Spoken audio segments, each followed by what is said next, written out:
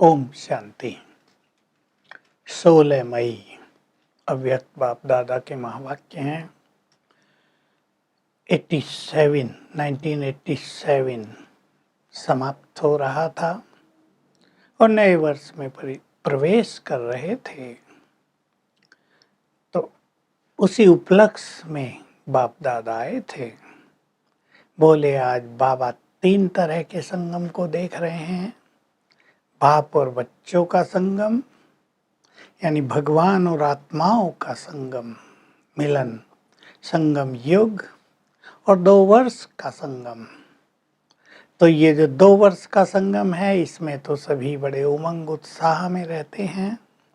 जो संगम युग चल रहा है उसमें नवयुग के निर्माण की बात हो रही है, और जो आत्मा और परमात्मा का संगम चल रहा है उसमें श्रेष्ठ भाग्य और सर्व ईश्वरीय प्राप्तियां हो रही हैं।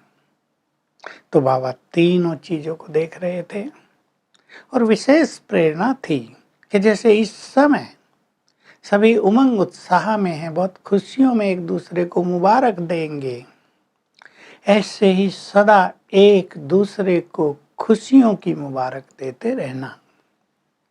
तुम्हारे व्यवहार से, तुम्हारी दृष्टि वृत्ति से ऐसा लगे कि दूसरों को कल्याण की मुबारक मिल रही है, सदा खुश रहने की, सुखी रहने की मुबारक मिल रही है।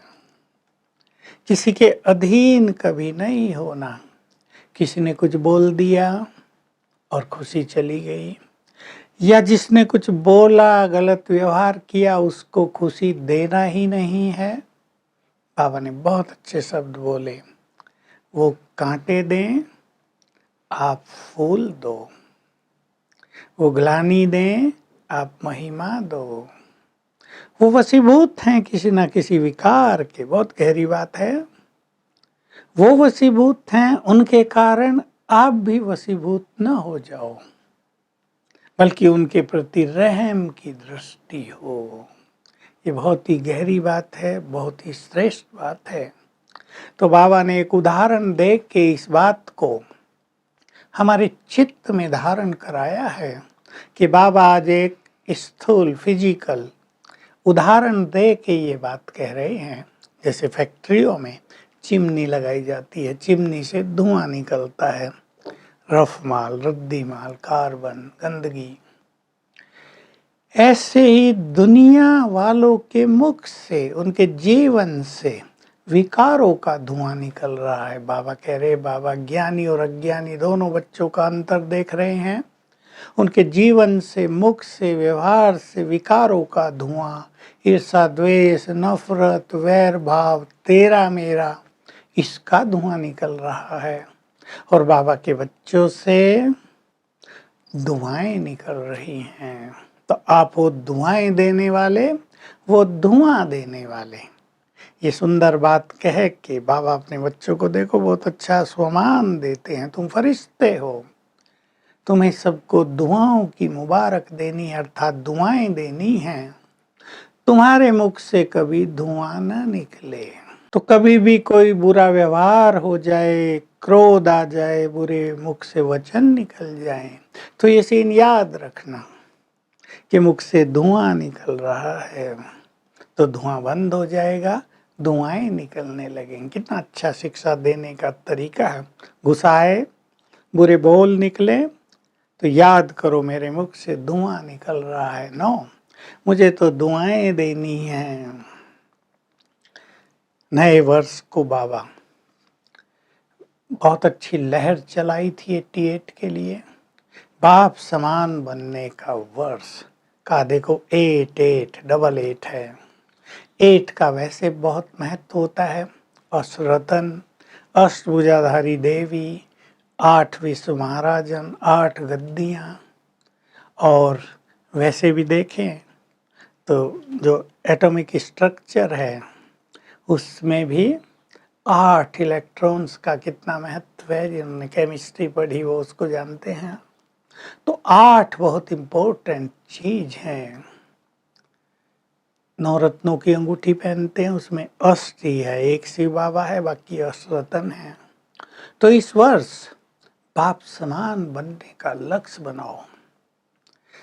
ब्रह्मा बाबा तो साकार में थे, उनके समान बनो। तो जो समान बनेंगे वो बाप के साथ घर भी जाएंगे और फिर राजधानी में भी ब्रह्मा के साथ आएंगे। तो जो साथ जाएंगे वही साथ आएंगे। पहले जन्म में आएंगे, दूसरे जन्म में आने वालों को भी थोड़ा सा अंतर पड़ जाएगा। जैसे 2-4 दिन ड्रेस पहन ली जाए, वो थोड़ी तो पुरानी हो ही जाती है, वैसा अंतर पड़ जाएगा।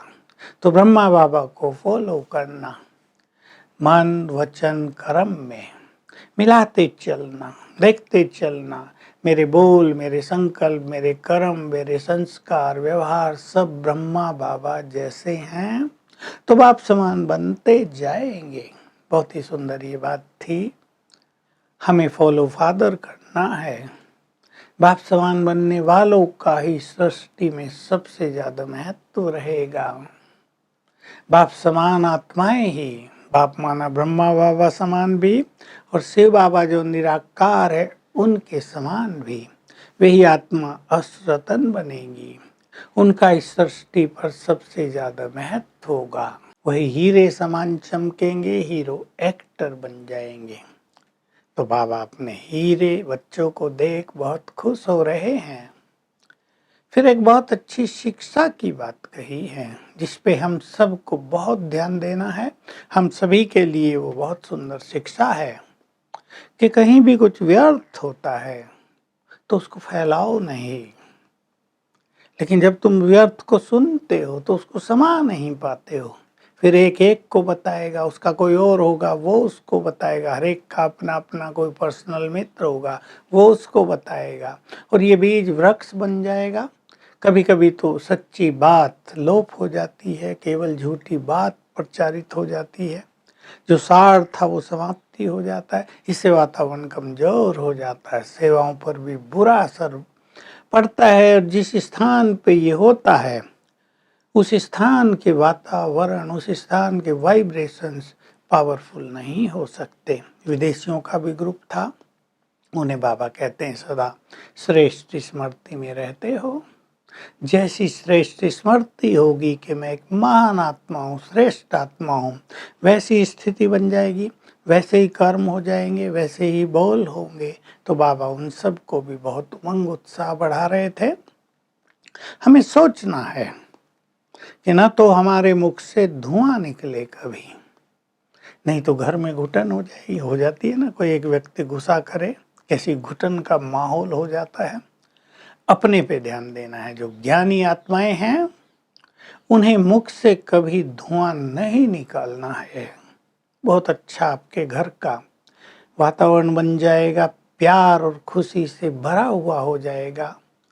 दूसरा, हमें सबको खुशी प्रदान करनी है, जो आज की मुरली की विशेष बात थी कि हम खुशी दें, हम किसी की खुशी छीने नहीं और निगेटिव और व्यर्थ को बढ़ाएंगे नहीं। ये 3 शिक्षाएं आज की मुरली से हम अवश्य धारण करेंगे। वरदान है, संशय के संकल्पों को समाप्त कर माया जीत बनने वाले विजय रतन भाव।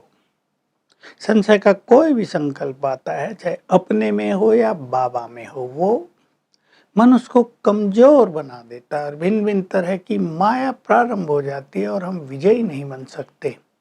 लेकिन हमें निश्चय बुद्धि रहना है और विशेष करके एक बात में निश्चय कि सफलता और विजय तो मेरा जन्म से अधिकार है। तो संशय के हर संकल्प को मिटा दें और विजयी बने। स्लोगन है, रहम की भावना सहज ही निमित्त भाव इमर्ज कर देती है। तो आज 3rd संडे है, हम सभी इंटरनेशनली योग करेंगे और विशेष रूप से सारे कल्प वृक्ष को सकाश देंगे, क्योंकि संसार में त्राही त्राही हो रही है और इस स्वरूप में बैठेंगे, मैं पूर्वज हूँ।